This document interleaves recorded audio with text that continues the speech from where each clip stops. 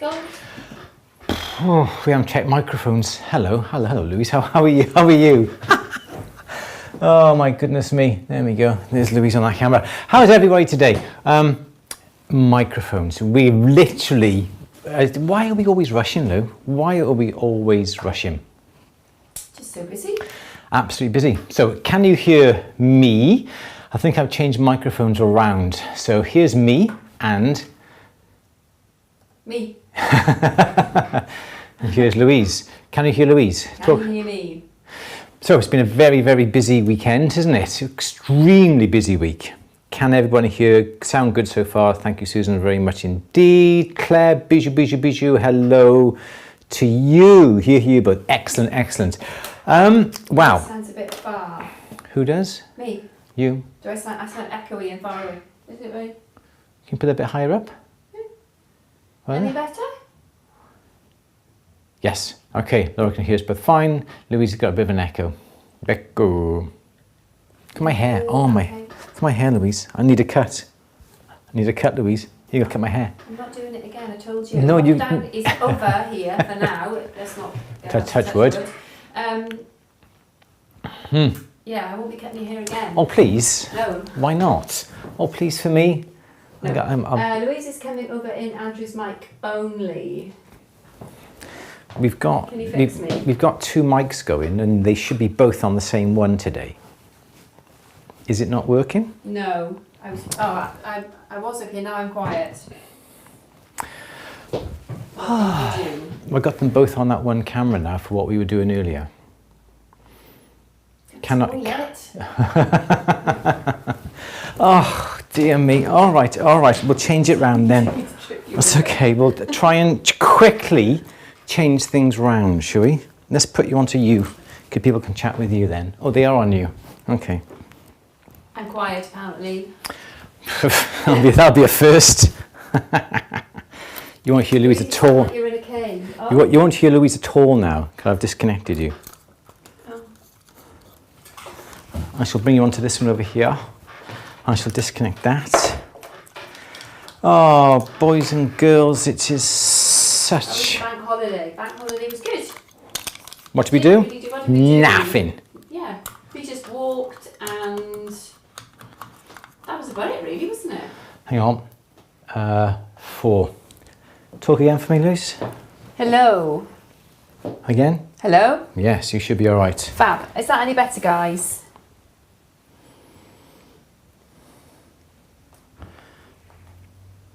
Is my sound any better? Yes, brilliant. You fixed it. Brilliant. Thank you, guys. Oh, that's me. I am Cool. brilliant. I am brilliant, Louise. You should know that. Don't let it go to your head. Come on now, sit down. Sit down, sure. Sit down. So, Brilliant. Okay, fixed. For those who have been in the cave for the past month, here, at the bench membership, it's the last day today. We sent out a newsletter. I take the blame for this. We sent out a little bit of a reminder yesterday saying you've only got less than 12 hours left. But it was actually a day and 12 hours because, Louise, do you have something to say about this? Well, you ran upstairs yesterday and said, sorry, and said, I've just sent an email out to everybody saying there's just 12 hours left. And I said, are you mad? I said, it's the 30th. 30 days have September, April, June and November, all the rest have 31. This is true. Yeah. And it was actually 1 day and 12 hours. So I apologise for everybody who received the email and rushed to have a membership, but you literally have got, what's it now, 10 past 4, you've got 8 hours left. I'm not relying on your maths again. And I'm the one who's pretty good. So www.atb.yt/99. So you can remember this at the bench YouTube. atb.yt/99. £180 membership. It's going to be £99 now for the remainder of the 8 hours left of today. And if you haven't had a membership, why haven't you got a membership? Because it is the best value online training on the planet. Plus, we have got to draw a winner within the next few hours for the latest Durston tools. That was the one lucky winner. Look at me in surprise for Louise. He's this on me. What? It's the end of the month. I haven't exported the list. Because don't do it yet until midnight, until tomorrow. Oh, phew, I thought you meant live now. No! Oh my goodness, don't do that to me. So, if you're a paid member of At the Bench, you can be in with a chance of winning, was it a shank bender, jump ring maker, I can't remember what else was there. There was something else. I can't remember. Whatever it was. You can have a choice of 3 items of tools that you can choose should you happen to be this month's member. It's going to be drawn tomorrow. We will let you know via email within the next 24 hours, and we will also put it upon At the Bench on the news flash and also in the forum who the winner is. If we message you and you are a winner, get back to us ASAP saying what prize you want, completely free, postage free, customs free, import duties free, whatever. It'll be sent out to you to wherever you are in the whole wide world. Yes. Boing. And there was something else. What else? There was something else. No, there wasn't anything else, was there? And yep, so that's what we're going to be drawing tomorrow. And this is a membership only. If you are a freeview, you don't get entered into the draw. But if you're a paid membership, you could only pay £99. And next month, you could win tools worth £250, £300. Bargain, absolute bargain. And also we have got a little bit of a teaser to say that Louise and I are working on something absolutely fabulous. We've been listening to the feedback forms. Well, there's 2 things. That everybody, sorry, what? 2 things? Two things. Two things. That's the reason why the 2 mics were on that, is it? Yeah, that's why the 2 mics were on that one. Yes. Yes. But the other thing as well. There's 3 things then. Oh! Already? Goodness me. It happens all the time. Why is this happening, Louise? Yay, Pepe Tools. Pepe. Thank you very much. Okay. Do appreciate it. That's lovely. Thank Very you. kind. Thank you, David. Cool. Yeah, working on some top secret. We are working on things, yes, which makes your memberships even more awesome. Yes. So we are working on something very, very special. I'll tell you, we've listened to your feedback, and we are doing something starting it next month that's going to make your membership even Don't better. say too much, Andrew. Even better value. So your membership will not be going up. There's nothing, but we want to give you better, if you can even think about a better value for money. But we're doing this for the paid members of At the Bench. That's all I'm saying. Is that right, Louise? Yes, that's enough now. That's enough. That's enough now. Can't say anything else. Absolutely top secret, but you will love it. Second, coming in the next couple of weeks. It'll be announced by the end of next month. By the end of September, it will be announced. I'm really excited for it. Ambi, I'm really excited about this. There's lots of planning going on to do, but it's going to be really exciting. What else was there, Louise? What else were we going to say? They said there was 3 things. No, there were 2 things, but they were secret. Okay, and then we're also, we still got, as you all probably know, this time last year we were talking about doing lessons, courses on back to basics. Yeah, we haven't shelved that idea. We just simply put it to one side. But Louise and I are working on something completely the same. Not completely, but completely the same sort of idea that Louise and I are putting together, and that is going to be again top secret, and that's going to be going live on At the Bench, hopefully next week or the week after. Okay. Did everybody see me on the Battle of the Souls? Battle of the Swords. Absolutely. You did really well. I think you did really, really well again. Sorry, Copar Luan, £99 membership. Yes, you go here, www.atb.yt/99. That takes you to a page where the subscription, you click the button, it tells you all about At the Bench, all your members' benefits, but there will be more next month that will be no extra charge to yourself. They'll be worth hundreds of pounds a year. Your membership there will be £99. So www.atb.yt/99. I'll leave it on the board on there, and also Louise will put it in the chat from time to time as well. And that's valid until the end of August, which is literally until 8 midnight. hours. 8 hours. time tonight. Yep, you've got 8 hours left from here if you're watching this live. If you're watching a recording, it was the 31st of August. And if you're watching this before the 31st of August 2021, you can be in with the chance of winning it. If not winning it, but joining it. But if not, I'm afraid it's too late. Okay, enough chat. Anything else, Louise? I don't think so. Should we get on with it? I think so. Cool. Does that answer your question, Copper? Yeah.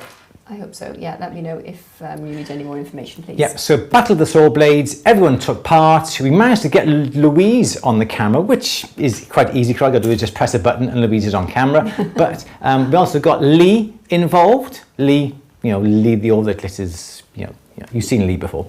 But Jason, we managed to get Jason. Mr. Brooks. He's like the Stig, wasn't he? He You was, hear yeah. about him, but you never see him. So we managed to get Jason on the film with his stubble and chewing his chewing gum, but he wanted his visor so he could actually hide from everybody, but he managed to get him on film.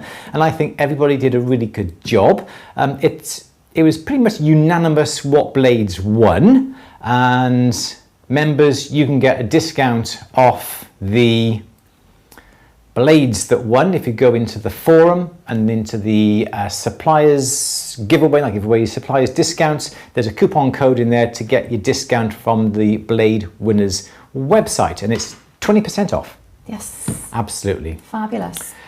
And if David, if you're still watching from Pepe, can you message me, and can we possibly try and arrange cheaper postage, cheaper carriage to the UK from the US? Because I think someone said $30 was an awful lot for carriage, to be honest. They said that is what is putting them off. So can we try and arrange something, I don't know, can we ship? Pigeon post, something like that. It'll take a little bit longer, but make it cheaper. Can we ship? Can we ship? Can they ship to us and we'll distribute? Is that an option, or is that overcomplicating things? Maybe overcomplicating things, perhaps. Okay. That would be... I'm just trying to think of ways to... A way around just to make it cheaper. So, yes. Yeah, if they ship to us in bulk and then we... But that's just going to be 2 lots of shipping, which is Trevor, stupid. you stocked up on the losing sword blade. But then, horses for courses. Jason found certain blades good. We found them different. So everybody still is different.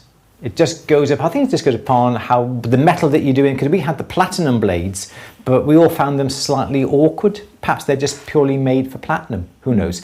Bonnie, yep, you still have to go and watch it. Absolutely. Do you have any supplier discounts? Yes, Faye, we do have supplier discounts from the winning saw blade people. From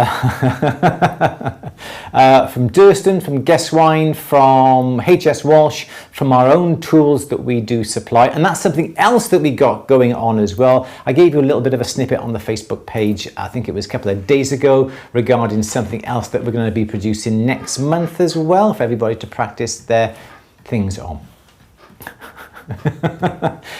Donna, the sewing video is only on At the Bench. It is only for paid members, I'm afraid. Louise, okay. Anything else? Yeah, Annie's doing her GIA Diamonds and Diamond Grading course on Monday. Fabulous. Starting that, absolutely brilliant. That's a week Monday. That's really exciting. Well done. Cool, cool, cool. Okay. So let's just zoom in. I'm not happy with the camera on you at the moment, Louise, because it's quite far away. That's better. There we go. So Louise is better. Okay, so should we start? Susan is picking bananas. Brilliant. Okay, great. Cool, cool, cool. Yeah, you can start now. Okay. It is Tuesday, the 31st of August. It is time for our question and answer, because it is 4 p.m. Louise, loads of questions coming in. Are you ready? No, ready? I'm still looking for the first I'll start again. It is Tuesday, 31st of August, 4 p.m. It is time for our question and answer hour. Louise, are we ready? Just getting through. Sorry, just can't get the staff, I can you? I know. Chat amongst yourselves, that's your word. Chat amongst themselves. Okay, what's the best silver sheet for beginning for rings? Right, it depends on the thickness. About 3/4 of a millimetre. I don't know what that is because I keep forgetting to bring my sheet. Here we go. I must print it out properly. What's 3/4 of a millimetre in foreign language? I should know this, shouldn't I? What's it? 20 gauge. Yeah, 20 gauge roughly would be the best. Millimetre, which would be also quite nice, which is 18 gauge. There we go. Okay, so Louise, may we have our first question, please, Madhu? Yeah, Claire from Bijou is asking any tips on drilling into a tube straight for tube settings. I'm always wonky. The stones end up lower on one side. Is there a perfect way to do it? You can only really do this by eye. Now, what I always tend to do, depends on what burr you're using. I would always use a burr that is like that, okay? So there's your burr. Okay, so that is the burr I would always have. Straight-sided setting burr, all right? So you've got your tube. It is like that. That's the cross-section through it, okay? So the trick that I have is that you mount the tube in something like one of these, just a simple little ring clamp, something like that. Then what I would do is use the burr, and I would use the top of the, so that's actually going that way. Yep, so that's like that, and that comes in like this and like that. So I would always use the edge of the burr here to gauge the height. I'd always go down, perhaps you're using 2mm stones, go down as far as the top, all right? Now this is what I'd always suggest you do. They're saying, yep, I'm not clamping it. All right, okay, yeah. Clamp it, all right, clamp it.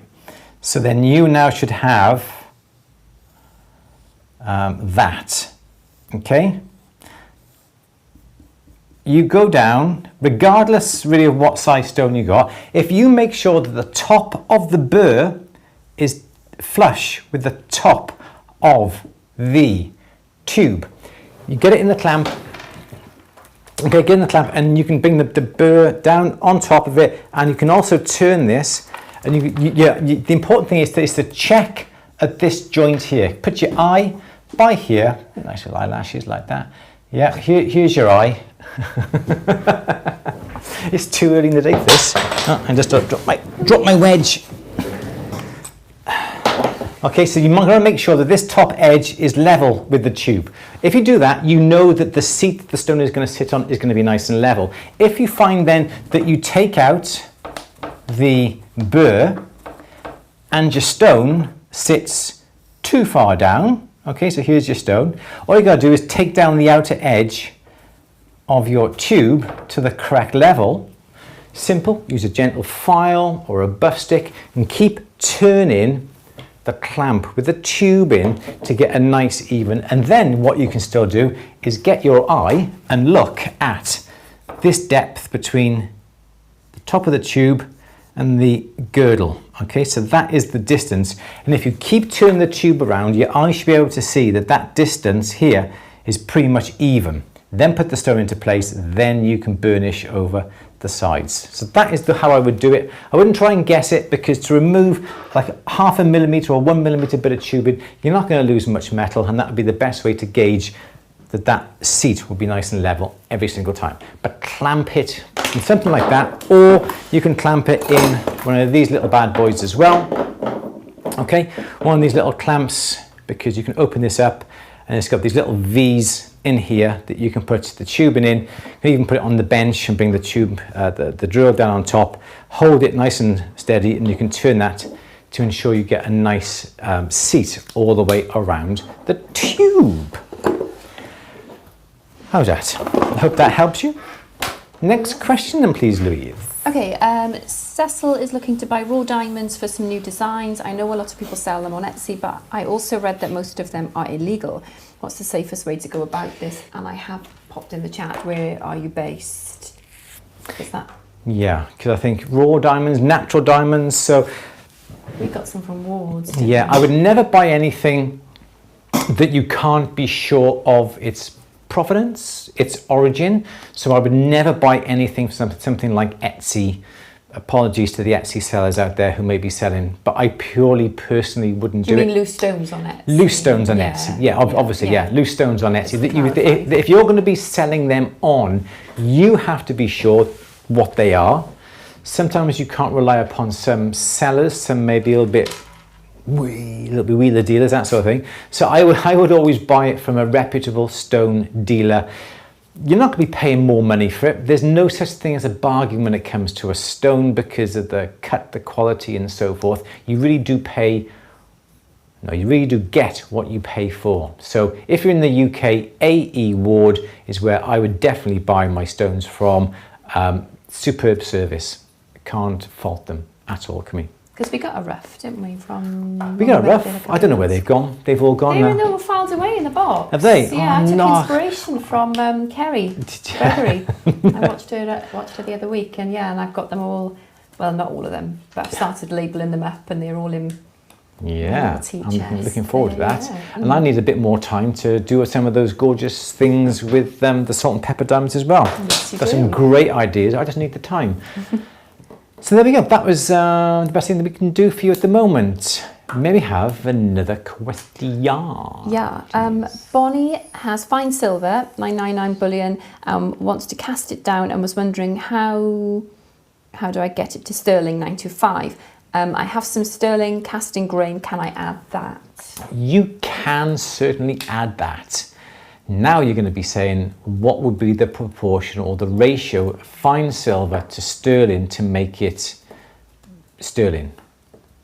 I don't know, to be honest. Just quick answer. I don't know. I would have thought you'd have to add an awful lot of sterling to fine to bring it down to sterling because it's sterling already, isn't it? So I'm sure if you look out there, there are some charts available. Perhaps you could add some copper to the silver to bring it down that little bit more. What would I do? I purely would stick and just use the sterling silver that you've got, and then when you're casting it, I would add a little bit. So say you've got 30 grams, an ounce of sterling, add say about a gram of fine to your 30 grams, okay? So that will raise the quality a little bit, and if you do need to assay it and hallmark it, you can be sure that your sterling silver will definitely pass the assay, because otherwise they won't pass it and you've got to make it all over again. So that is what I do. I keep some fine silver casting grain to one side, and I always add a little bit to my silver when we do some Delft clay casting or lost wax casting or cuttlefish casting to keep the quality up, so I can be sure if we need to assay it, it is always slightly above the assay. And that's personally what I would do. Otherwise, you could always sell the fine silver to somewhere, if you're in the UK, like Plus Gold or Betts Metal Sales, and they will give you the sterling silver back from what that fine silver is worth. So that might be an option as well if you want to get rid of it or use it all up in one go. Maybe have another question, please. Yeah, Ryan is asking what's the best size silver sheet for a beginner to start beginner rings? So yeah, right, I just quickly jumped into this question when Louise was looking through a live chat. No, it's okay. It's okay. So depending on what you want, if you're cutting out sheet, I like about 0.9, which is about 0.75, 0.9, which is 19 gauge, or about 17 or 18 gauge if you're using it for rings, which is about 1 millimeter, 1.2 millimeter. So something like that would be nice and ideal, whether that be in copper or silver or brass. That is usually a nice thickness to start off and practice with. Absolutely. Magnifying visor, copper. Very, very quickly, I always go for these Donegals Optivisors. I find these absolutely brilliant. They're on my head all day long. If it gets a bit hot and sweaty, you can put a little bit of bit of toweling on the inside to mop up all the sweat. But we got these. I always use a plus number 4 diopter if I want to get really close, and number 7. But very, very good, excellent. We always use them. Even you use them, Louise. I do, yeah. And Jason, as you saw in the films, go out, gets on my head and go out. I know. Looking under the light, like a right fool. Maybe have another question, please, Louise. Yes, another one from Claire. Is there a way to cut a perfect circle in a silver 1mm sheet without a punching machine? I've tried sawing with brass and my circles aren't pretty. Yeah, I think the problem is because your eye knows exactly what a circle should be like, I find that is the hardest. So, like everything else, if you have a sheet of metal and you want to make a little circle, always try and get the circle near the edge so you have the least amount of waste, because if you have a piece of silver and you cut it through the middle, all this is waste. You can't really use all that, but if you do that, this is waste. Does that make sense? Okay, so do it quite close to the edge, but not directly on the edge. Scribe your circle, whether you do it with a pair of dividers, okay, or you use a circle template. So you always scribe it. Now the trick is to always cut, and everyone should know this, you cut on the waist side. So you always cut on the outside. All right, so then when you are finished with your what looks and what you think is a perfect circle, it never is, but you've always got that scribed line that you've got. All right, if you cut on the line, you don't know then how far you have to go in to make the perfect circle. But by cutting on the waist side, you've got a reference point to file or to buff down to. So then you would file and buff down to your scribed line, but don't go over it. Touch. Oh, it's a very, very shy. So you should just see that scribed line left, and you can be sure then that that should be nice, woo, nice and even all the way round. Thank you so much, whoever is donated. Our little light is going again. Thank you very much indeed. It's not coming up. It's not coming up, but whoever it is, thank you all so much indeed. I can knock that off. I've got my little plug down there. I can turn it off. Thank you all very much for that. It was Donegal, wasn't it? Donegal's Optivisors. Optivisor, made in the USA by you need the Optivisor to read it now, don't you? Donegan. Donegan Optivisor. Can't read it without your Optivisor. When it's on your head, you can't read it. Yes, very good, Louise. You're in a catch-22 there. I am Donegan. Donegan. It's I'll have you later. It's D-O-N. Do you know what? I can't even see. D-O-N. Oh, Louise, help me here. A-G Donegan. Look up on the internet, Louise. Get up on the laptop and we'll have a look. Donegan Optivisors. They're made in the USA. You thought they were Irish with a name like Donegan, but they're not. Yeah, I would have thought. Donegan. Donegan It's Optivisors. Donegan, D-O-N-E. Is it E-G-A-N? Yeah, somebody was asking. Donegan me. Optivisors. It's Donny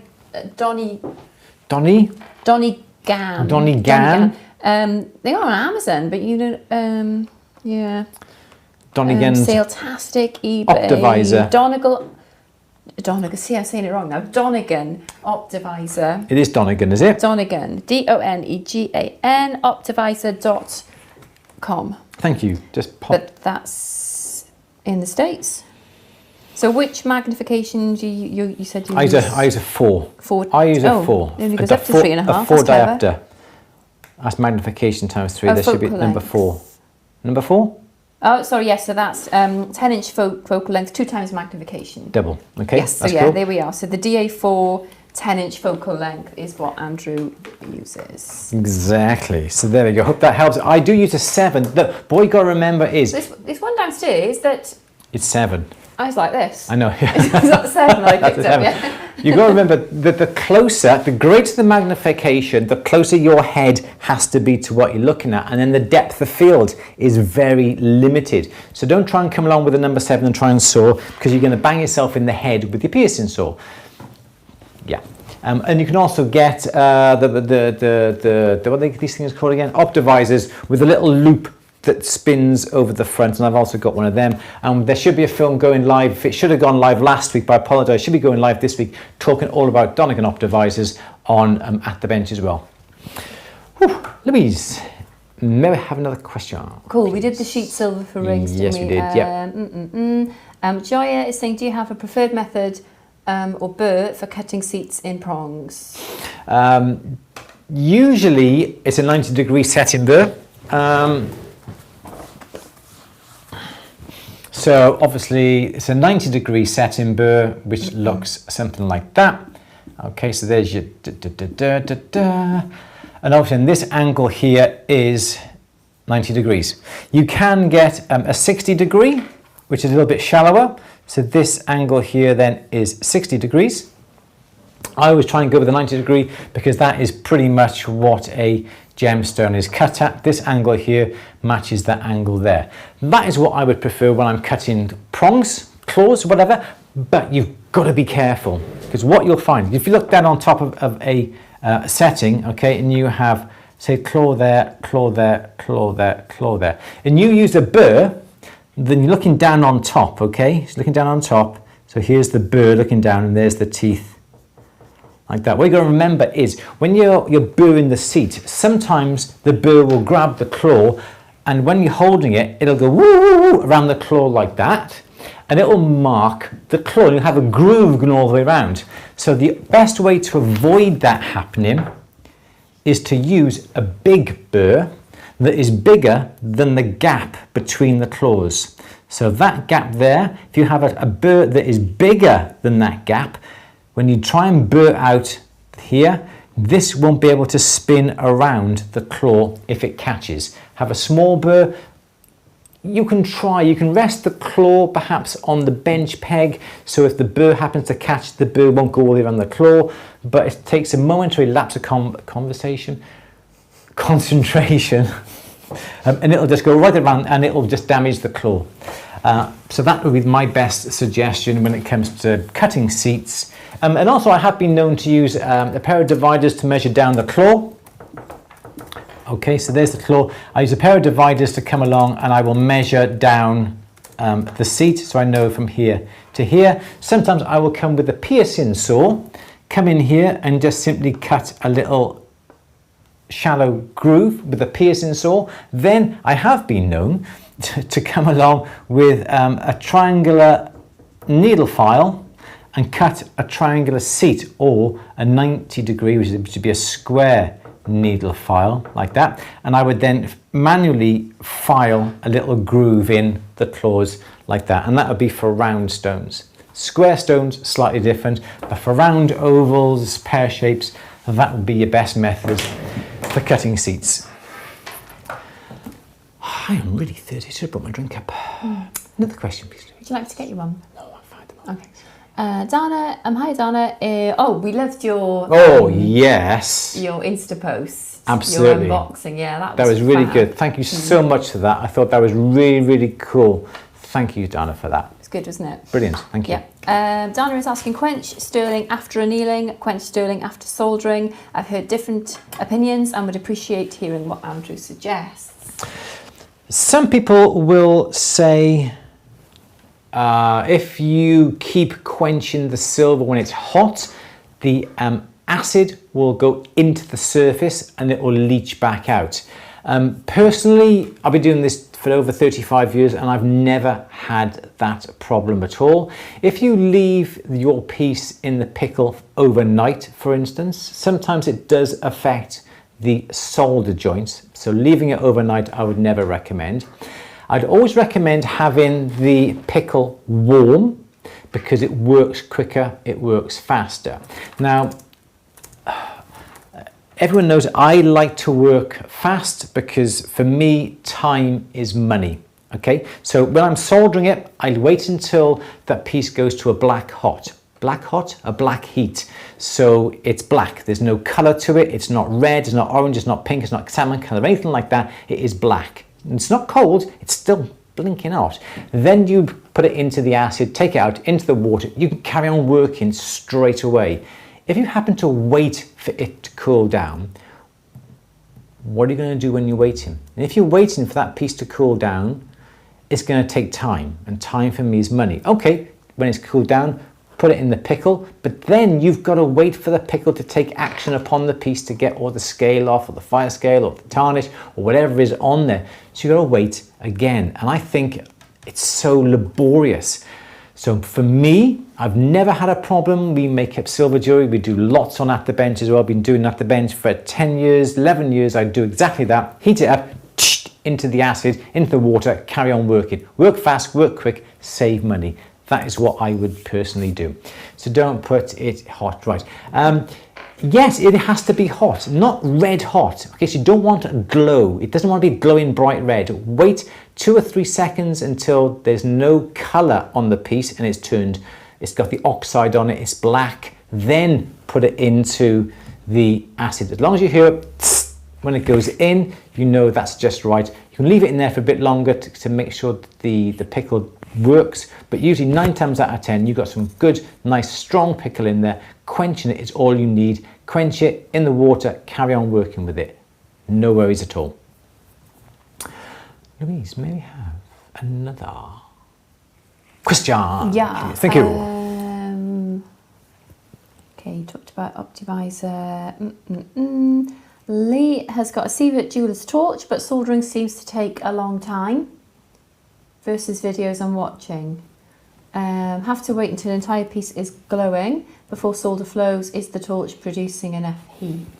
So it depends really on what nozzle you're using and the size of the piece you're heating up. If you're using the pencil nozzle, the jeweler's nozzle, and you're trying to heat up a bangle, it's not going to work. So it's all about relation of flame to the size of the piece that you're soldering. Rings, no worries at all. Pencil nozzle, fine. Chains, wire, everything like that, not a problem. If you're starting to do bigger pieces of metal, bangles, I think it's a 3941 nozzle, but you're going to need the adapter tube, so you can unscrew the whole tube and the pencil nozzle and then put on the neck and then the 3941 burner for that, and that would be absolutely brilliant for annealing larger pieces as well. So if you can tell me what you're doing, what size nozzle, certainly be able to help you a little bit further. Louise, another question, please. Oh, but also don't forget, sorry, Louise, it's also dependent upon what surface you've got the piece on. Use these little soldering blocks like this, these little soldering boards like this, that are reflecting the heat back at you much better than using something like a kiln brick or a house brick or anything like that, because that will take away the heat. They have to be reflective blocks, reflective solderite boards is the correct surface. The heat gets reflected back, the heat does not get sucked and taken away. So that may help you as well. There we go. Sorry, Louise, to jump in like that. No, that's okay. Ryan's saying, I'm absolutely amazed by you two. I've tried finding a channel and found this one. It's the very best I've seen. Cool. Oh, thank you very much indeed. Really do appreciate it. Thank you. Great. We talked about the Optivisor, didn't we? So yes. Oh, Lee's using the honeycomb solder block. Yeah, they're good. I don't like to use them because I find they will break if you drop them and so forth, but you should be having no problems with that. So what burner are you using as well? Is it the pencil nozzle, and what are you trying to solder? Sorry, Louise. That's okay. Claire has seen the Optivisor on Cuxton's. Yeah. Oh, cool. Is that the yeah, that should be the same thing, Optivisor. Cool. Yep, absolutely. Okay, brilliant. Diane is asking about assay marks. Do you identify where you want the mark to be of Lee, or leave it to the assay office? Oh, never leave it to the assay office. Never leave it to the assay office. I was always told when I was in uni, before we actually sent up our first batch to be hallmarked, we were always told that this is not disrespectful to the people in the assay office if anybody knows them or they're watching, not disrespectful to you at all, but always imagine these people to be children with their knowledge about where to put things. That nothing the right thing to say? That's what I was always told. But then that's a bit outdated now, isn't it? Oh, I'm sorry, I shouldn't say that, should I? No. Okay, shot himself in the head. Okay, so ignore what I just said. Rewind. Okay, so imagine that they don't know where to put the mark. But then everybody's preferences are going to be different, aren't they? So this is the thing. So what works for us, it might not work for somebody else. Always mark where you want the item to be assayed. I just mark it with a Sharpie. Yes, you do. So yes. So what do you do, Louise? Mark it with a Sharpie. Why didn't I think of that answer? Yeah, but was that what was coming? No, but that's what I was always told. Never assume that they know where the pieces need to be assayed. We always, don't we? We always mark it. Well, they're brilliant, because the last lot I sent off of our Welsh range, I think it's Suki rang me. He's absolutely brilliant. They are amazing, lovely people. That wasn't meant, and I do apologise for that. Because the first time I sent them off, I didn't really say, and I just, to be honest, I wasn't really that bothered, because it was, I knew they put it somewhere sensible, but he did contact me and say, where do you want it? And we talked about it. So I always put, because it just saves them the time as well, doesn't it? And because it's legwork for them. Yeah, absolutely. If you don't specify. So just a little line with a Sharpie is all that's needed. And the other thing I didn't know is I was wrapping them all up individually, and they do charge. an unwrapping fee, because it's very time consuming for them to unwrap everything individually. Yes, especially if you're Apparently, saying... I don't know whether that's true. For somebody from the SA Well, office I was told years ago they will charge you. I'm not sure actually. I need to check the invoice, but it's... They didn't this time, no. Yeah, but I suppose it is work for them, isn't it? Yeah, don't put everything in the bag. Don't put one thing in the bag, then another thing in the bag, and so forth. Don't have hundreds of bags for hundreds of items, because they got to take everything out. Yeah. So absolutely, yeah. So I apologise for that. Ignore my comment. They are lovely people. Could they get me in contact if there's any problems? They don't take it for granted. Yeah. But mark where they need to go. Yeah. Brilliant. Absolutely. Don't assume they can read your mind. Exactly. You might be exactly. Why didn't I think of these answers? Sorry. Everyone's going to want different things, aren't they? Yes. Or some people want the same things, but then it can vary widely, can't it? And then it's too late because it's you may want the mark on one side of the ring. They may want it on the other side of the ring. You may want it on the outside if you want a bit of a... And the thing is as well, if you're producing the same thing time and again, you're going to want that mark to be in exactly the same place on your products that are the same. So you need to put it on there, because that would really play hell with my OCD if they were on alternate sides, I think. Anyway, okay. Just me. Sorry, Louise. Maybe have another question, sorry, please. I went on. No, not at all. Okay, Claire's gonna get Scriber. Cool.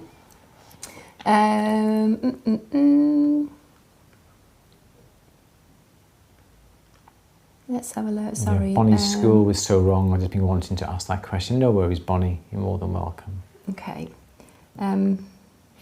But if you're in any doubt with anything, give them a ring or email them, and they're fab. They're so helpful. Absolutely.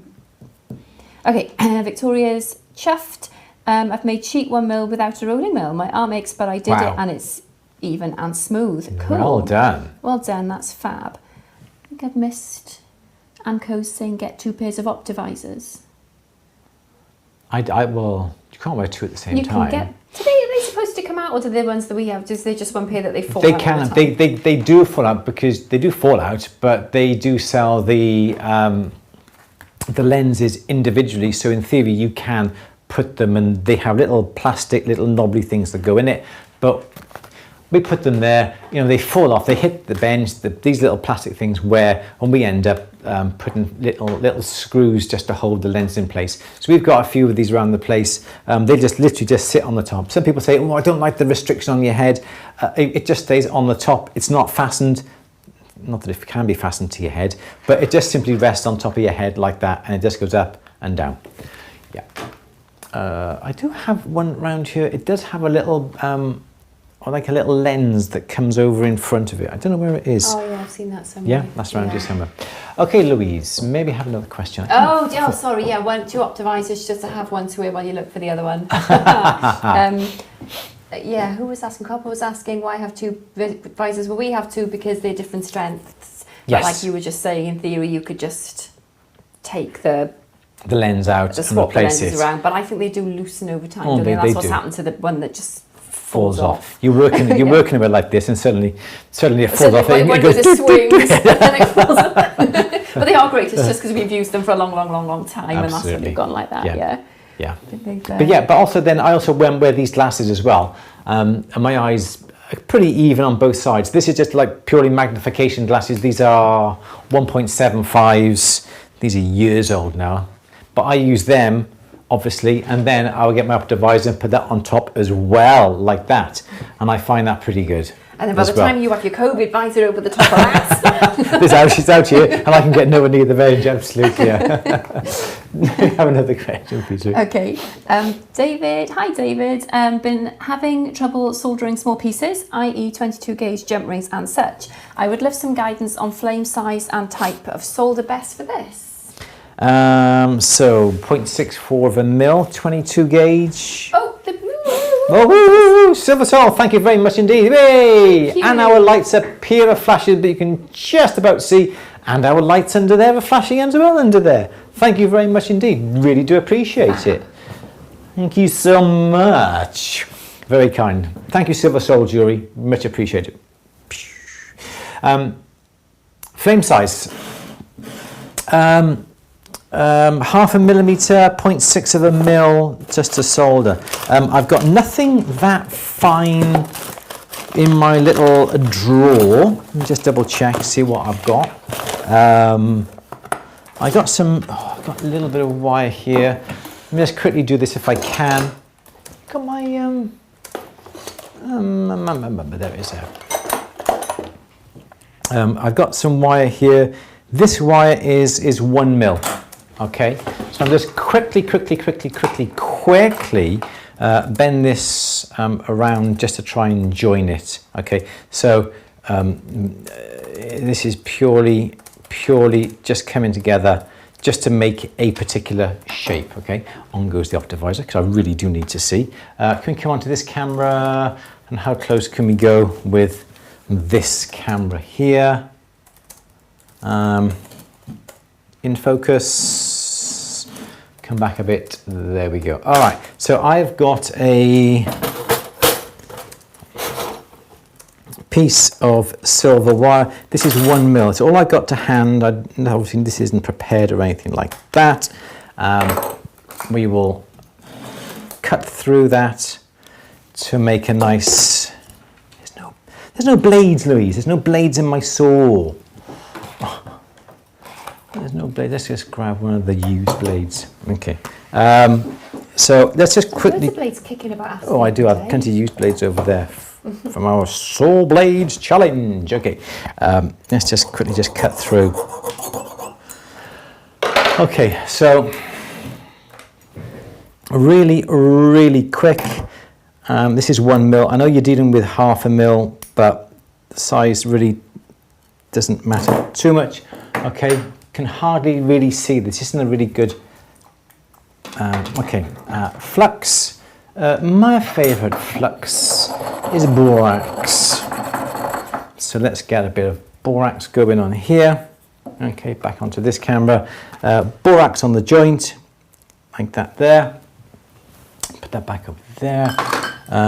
Okay, so when it comes to solder, if you're going to be using a lot of multiple joints, I would always try and use a hard solder. But when it comes to chain or some very thin, some jump rings, it's going to be really hard to have hard solder with tiny little pieces of wire. So I would always perhaps go for something that's like a medium, and perhaps even an easy. So we've got, I'll cut 2 little small pieces, okay? Tiny pieces. How much solder do you need? How much solder do you need? Basically, when you have a ring that comes together, all you need is enough solder for the face. Okay, so say this is a round there. Okay, so all you need is enough solder to cover the face of the end of the wire. In theory, that's all you need. Okay, so the smallest, tiniest amount of solder, you can always roll the solder through a roller mill or hammer it with a hammer to make it nice and thin to cut a nice sliver. I haven't done that. This is really impromptu and very quick. A little bit of flux onto the link. Now, the trick is, this is, okay, so this now is coming along. It's a very bad solder joint like that. Okay, so when you come to solder, you've got your solder block down here. Are you on the right camera? Yes.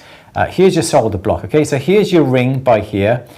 So where do you put the join? Do you put the join on this side and bring your torch pointing this direction? The problem with doing it that way is that your flame is also heating up this area over here at the same time, and you may find that the ring will melt. So what I would always do is turn it the other way around, so your joint is over there. Then you bring your torch above this way, so it's heating up around here first. Then you pull the torch towards the joint. This area over here will be nowhere near the flame. So if I can quickly show you what I'm going to be doing. Are we actually in focus on this? I'll tell you in a second. Yes. Yeah. No. Ish. No. Kinda. Yeah. Not the best.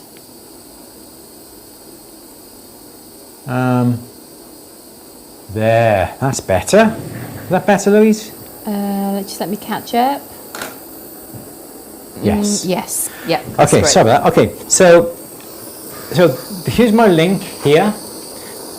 The joint is over here. I bring the flame over here, and you can see where the flame is because you'll be able to see it, okay? So now if I bring the flame down towards the link, this link part of the link behind here is not going to get too hot and is not going to melt. So come on in, come on in, come on in, warm, warm, warm, solder, okay? So that little link now is soldered, no worries at all, no problem. Sometimes you don't even have to put the flame on the link, it's the heat that is around the flame that actually heats up the link. So by doing it that way, whereas if you had it this way round and you had the join over this way, I suppose you could still bring and feather the flame into it this way, but the heat is traveling forwards. When you come this way, you can see it's really hard to judge it because this side over here is heating up and we could easily melt the link, and it shimmers because it's going to melt. But turn it this way around so the join is over this side, you've got no worries about the link melting because over here is cool. You can see what's going to melt first. This is going to melt over here. Bring the link this way around so the joint's near me. Come this way. What's going to melt first? Oh look, it's all going to melt, okay? So that is the way I would do it. Think about the direction of the flame. Okay, that's long enough on that one. Hope that one helps. Louise, maybe have another question, please, my dear. Yeah. Bonnie has met someone who wants to sell me slabs of BC jade cheap. They have had since the 60s, 70s. Silly question, but what could I do with it? Jade. BC jade, yeah. British Columbia jade. I really don't know. No? I really have no idea. I'm not anything genned up on... Do you know them to know that that it is actual what they say British Columbian jade? Yes, double check. Yeah. Double check. Did you say it's slabs? Oh, Slabs, David Soul, yeah. thank you very much. Thank you, David. You're worried, that's extremely helpful. Lovely guide, thank you. You're more than welcome, David. Thank you so much indeed for that. Really do appreciate it. But always remember, the position of the flame is vitally important when it comes to soldering. As Louise is going to find out. Yeah, British Columbia, Canada. So is it going to be slabs? Slabs. Massive slabs or small slabs? You can put them in bezels, something like that. You could find someone who can cut shapes out of it. I think I've got an inlay. I saw something. I'm sure Bonnie, you cut. I think Bonnie cuts. Does she? Yeah. Brilliant. So, I suppose it depends on the source and how stable the material is. How cheap is cheap. Yeah. Absolutely. What point do you wash and clean the parts before soldering? I'd always, sorry, jumping ahead now, sorry. I could be talking about soldering. I would always make sure that you clean the piece immediately before soldering, especially the joint. I sawed through the joint on that, so I knew that faces were nice and clean. If I simply had pieces of metal I found in my tray, when to put it together, I would always make sure I clean them first of all, the faces, and also part of the surrounding area with a bit of emery paper or heat it up, quench it in the acid to get rid of any residue, grease and dirt, but always do it immediately before you solder. Sorry Louise, I jumped in then. That's okay. Tiffany is asking, are less expensive rolling mills on the market like the ones on Amazon under $400 worth it for remelting semi-small amounts of scrap silver for reuse? Or would it be a waste of money? I don't think it would be a waste of money.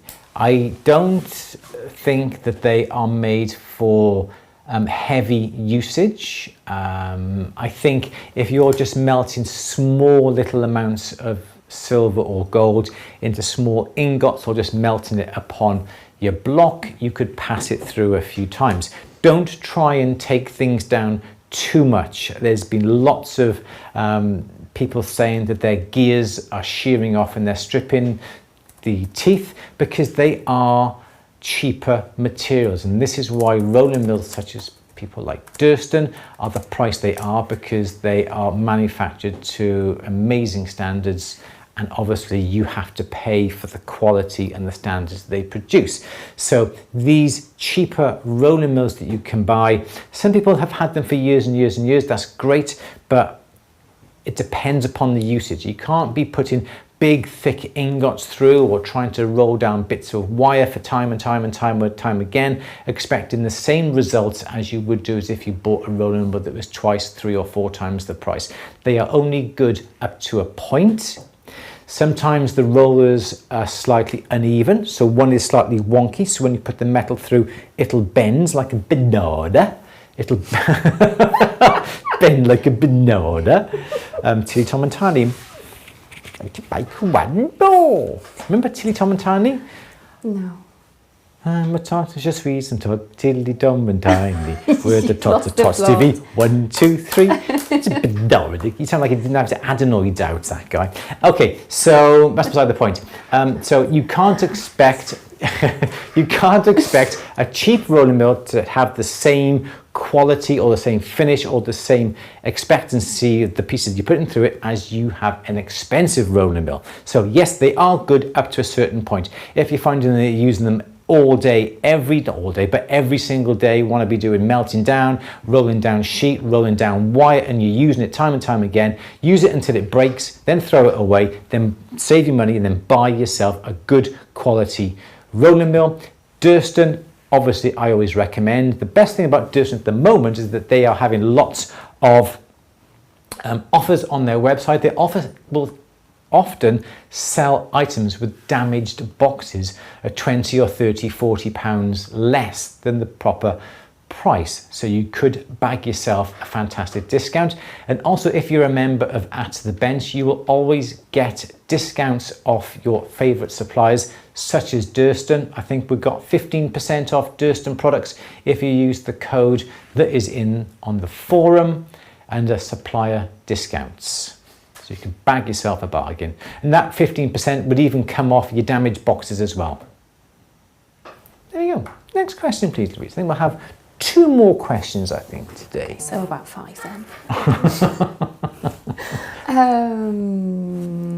Ryan is asking, what's your choice of solder? There's so many to choose. Cedar Tree 1325 inexpensive roller is still good enough. I had it for 10 years. Exactly. People, it depends on how much stress you put your rollers through, to be honest. What is the best solder? I don't know.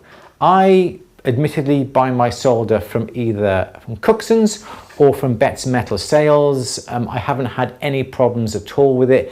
If you're buying a hard solder, in theory it should be the same as you buy it in Cookson's, as you do from Metal, or as you do from Betts Metal Sales, as you do from Stuller, Guesswine, or Wing Wong Wo, wherever they are, whatever. They should all be the same quality. So I haven't really had any problems with any solder I've bought. Again, buy from a reputable dealer. If you buy from a supplier that you don't know, that you can't vouch for the supply of that bit of solder or metal or pearls or stones, be very, very careful. So always buy from a reputable dealer, most definitely.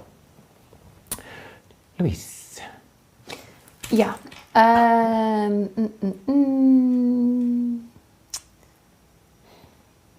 Sorry, I was just thinking about a question on here. No, that's okay. What is Pickle made of? What's Pickle? Yeah. Pickle, originally Pickle, and it's called Pickle because it originates from BC, long time ago, before I was born. Because it was like an acid that was used for pickling the food, okay? And that's where pickle comes from. Years ago, we used to use sulfuric acid, 10% sulfuric acid to water. And always remember, if you are still using acids, remember pour, P-A-W, pour acid into water. Never pour water into acid. So P-A-W, pour acid into water. Can I ask why? Because when you pour acid into water, you are increasing the dilution of the acid very, very slowly. So a small bit of acid into a lot of water, not a problem. Neat sulfuric acid, small drop of water, it could cause it to... go bang. Yes, it could. Okay. So always PAW. But nowadays we use something called safety pickle, which is sodium bisulfate. Picklex, I'm not quite sure, I think I just made that one up. Sparex, that's the one, not Picklex. Hey, jot that down for a brand name when we make our own Picklex. Picklex, that's a good one. Sparex, that's not spandex, that's something else beside the point. So Sparex is something, some people will also use pool cleaner, which you can buy from pool cleaning supplies people, and that's the same sort of thing. It is an acid, I do believe. Salt and vinegar, some people will use vinegar and add another bit of salt to it. Thank you, Cedar Tree, for that. Some people will use citric acid if they're, especially within a home environment, they don't want to deal with acids or alkalis, anything like that. But citric acid is very, very good, although it won't. Picklex is. Oh, you've had it then. Thanks, Victoria. Never mind. So you should never expect a homemade solution like vinegar with salt or citric acid to work just as good as Safety Pickle or Sparex. Because but it's probably safer if you've got kids, and I mean, obviously anything needs to be kept out of the way of kids. But if you've got pets and yes, they are sodium metabisulfate. Yes. So that would be my answer. Don't expect the homemade pickles to act in the same way as the commercially available ones, but it's a lot safer. Absolutely. Go on, Louise, last question then. Okay. I promise this will be the last question. I won't throw another one at you. Janet is saying, when taking item out of the pickle, should it be rinsed with water or bicarb of soda? I have read that bicarb neutralises the acid. It does. I think if you're using something like sulfuric acid solution, definitely you should always try and neutralize the acid. But I think that if you're using something like Safety Pickle, you're rinsing it in your water, you change your water every day, you should be fine with that. But we never have anything like bicarbonate of soda to neutralize anything. I do not find there is any need for that. But if you do rinse out your water rinsing little container every day, replace it with fresh water, you should be fine with it. You should have no problems with that. Can you have a look, Louise? Can you just double check? Sodium bisulfate, I think we looked at this before. Was it an acid or was it an alkali? I think it was an acid, if I do remember. Sodium bisulfate pH. Yeah. Seriously, how do you dispose? One. Pardon? Around 1. Around 1 acid, is it? That's quite low then, isn't it? Yeah. Yeah, so how do you dispose of the old Safety Pickle? What you can do is leave it open, pour it into another container for the water to evaporate. You can put it into cat litter and you can dispose of it that way. I would put it into a bag perhaps, take it then to your local refuse tip, whatever it is, and you can dispose of it safely that way. Absolutely. So what's it was 1? 1, yes, so that's very acidic. It's very acidic, is it? Mm-hmm. Okay, cool. Baking soda to neutralise? Yes, absolutely. Julie, what gas torch do you recommend? Depending on what you're trying to do, you can always start off with these little butane torches, then you can go up to these slightly bigger bad boys. Durston are selling these. They've got an offer on at the moment on these ones. There's a Cyclone and a normal one, about £30, which is an absolute bargain. So go on to durston.com, pick up these torches. They're absolutely brilliant. David's going to try the soldering demo. Good, always put the joint away. You see so many books, so many people tell you to have the joint facing you. No, the torch is going onto the whole link. The link is likely to melt. Put the flame over here and you can bring the flame back. All this down here is going to be safe. You put the torch this way, the heat is going over the whole link and there's a chance of overheating. Louise, should we call that a day? If you like. Why? Do you have one more question there? I can get another question for you if you'd like another question. Go on then. The one last question. Should we skip? What was the last comment on there then? Martin, today's the last day. Oh, thank you. Happily renewing it. That's lovely. Very kind. Thank you so much indeed. Brilliant. Okay. Cool. So I did say last question, but I always throw this at you, didn't I? Yeah, rolling mills. People are a bit divided on rolling mills. Cedar Tree is saying my inexpensive roller is good, had it for 10 years. Yep. Lynn is saying I've had my dirt and rolling mill for 20 years and it was worth every penny. Absolutely, I totally agree with you, because I had my mill for 30 to 35 years and I did sell it, sold it. But it was saleable. That's, God. That's the incredible thing. After 30 years, it was still saleable. It was still brilliant. It was an old model, but it was still brilliant. It had all the extension rods with it, and we sold it to the lady down south. Yeah, don't name her though. No. Yeah. and it's gone to another home for another, don't know how many years, but yeah, this is the good thing about Durston roller mills and also all the other big branded roller mills. They are good for years and years and years. And if you want to sell it, you will virtually get your money back from what you paid. Cool. Absolutely. Thank you. Yeah, give us a thumbs up. Give us a thumbs up. We'd love it if you could. Soldering Demo. Yeah, okay. So if you're a member of At The Bench, you stick around. And next month, we're going to be saying a few things that's going to be absolutely knocking your socks off. So don't forget. Don't forget. Don't spoil it. I'm not spoiling it. I'm just going to say now. Don't forget. At The Bench. atb.yt/99. At The Bench membership, £180. We have got thousands of members. This is why for this month only, it is only £99. You've only got another 7 hours to grab yourself a bargain. If you're a member, you could win £200-300 worth of tools. If you're one of the lucky members to be drawn, and we're going to draw it next day. That's tomorrow. Cool. Next, Louise. What are we going to say next? Anything? No, I don't think so. No. Don't think so. I think that'll be it. Are we going to then talk for about the today. affiliates? Do people know about the affiliates? The affiliate system. Do you want to talk about the affiliate system? Yeah, because it's really good. Basically, Bonnie's just found out that it's jadeite. Okay.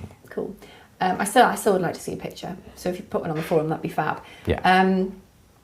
Yeah, basically, if you share, it's a specific link, isn't it? So you get a specific link to share via your social media channels, your blogs, wherever you want to share it. If you've got somebody who you think might like At The Bench, does it apply when the offers are on?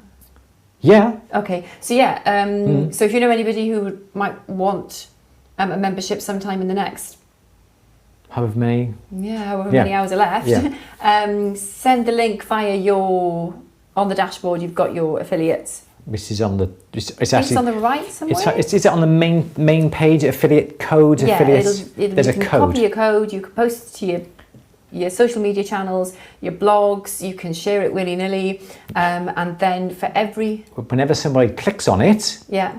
And then they take out a membership. That's what I was coming to. Sorry, Louise. You get £20 in your affiliate member dashboard, and you get paid out, I think, when you refer 3. When it gets like £50-60, yes, you get paid out. Yeah, you get paid. Yes, so if you joined up for £99 and you sign up, you send the link to your friends and say sign up at the bench, they click on the link, you get £20. Yeah. Yeah, into your account, and then you can get your membership back if you get 5. Absolutely. It's good, isn't it? I think it's really good, isn't it? Yeah. And the same thing goes with monthlies. If they sign up with monthlies as well, you get £2 for every month they're a member. Every rolling month. Yeah, with the early ones. It's only once, isn't it? Yeah, it's just the first year. The first year, absolutely. Yeah. So that's the affiliate system quickly sorted out for you. Yeah. That's about it, Louise. Shall we go? That is it. Yes. It's 5:10. It's 5:10. It is time for us to go. Thank you, everybody who has come on today. Sorry we didn't answer all of your questions. Thank you so much for all the super chats as well. We do appreciate it. Thank you very much indeed. As I said, don't forget you've got another 6 hours left to join At The Bench, www.atb.yt/99. Thank you, Louise, for that. 7 hours to go. Well done. Should have a countdown, shouldn't we? And I'll stay here for another 7 hours doing that. Everyone, thank you very much. And sorry it's Tuesday because it was a bank holiday yesterday in the UK. What are we doing next week, Louise? What are we doing next week? We're not going to be here. We're on holiday again next week, aren't we? Yeah. So I'm afraid there won't be a question and answer next week, because we cannot guarantee what internet connection we're going to be having, where we're going. Should be all right. Should be all right. But we're not sure. We don't want to guarantee. We don't want to tell you we're having a live and then we end up that we can't. If we can, oh no, we definitely won't get it on the beach. I was like, we can just do a bit of a sea glunk on the beach. On the beach, looking for some sea glass.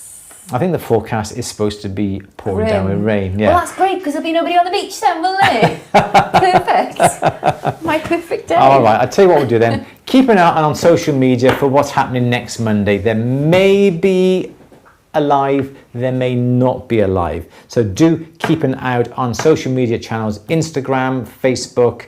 We will certainly let you know what we're doing on Monday in plenty of time for you to organise your day. How about that? Excellent. You won't be here next week when I'm away for 2 weeks on the Isles of Scilly. Oh, wow, nice. Claire, nice. Lovely, lovely. Sounds absolutely gorgeous, doesn't it? Susan, thank you very much. Natia, wine time? No, we've had... It is going to be wine time because we have to decant our wine into the wine bottles tonight. And I was going to have a dry night. Oh. So everyone, thank you so much indeed. Thank you for coming on today. Really do appreciate it. As I said, sorry for any questions that we haven't got round to answering. Do apologise. That's about it. Keep an eye on social media whether we're going to be on next Monday or not, depending on how good our Wi-Fi is. But we'll let you know by Friday. Yeah, I have a little thing. What's happening. It's difficult, isn't it? Because the last live we did when we were away, I was on a course and we were just kind of sat in a hotel room. Yeah, and it felt a bit boring. I know it felt a bit boring for people, not for us, obviously, but. Yeah, if I can think of something, that's what I was thinking. Should we get down on the beach and see what the reception's like? Yeah. Yeah, we'll try and think of something fun. Be able to see Louise in her cosy. Oh, nobody wants to see that. So I was going to say, I don't know. Maybe we can bring. I don't know. We'll have a think. Okay, we'll have a think. Yeah, we'll have a think. Okay, so keep an eye out on social. We should be able to let you know what's going on next Monday. Thank you very much, Dana. Thank you for a nice holiday. Thank you, Orpha. Thank you very much, Dan. Thank you, Julie. We will see you very soon. Louise, say goodbye. Goodbye. We will see you all very shortly. Take care. Thank you for everyone who's come on today. Really do appreciate it. Love you all. See you next time. Yeah? Say bye again, Louise. I like you to say. Bye-bye again. Bye-bye again. Everyone, take care. Bye for now.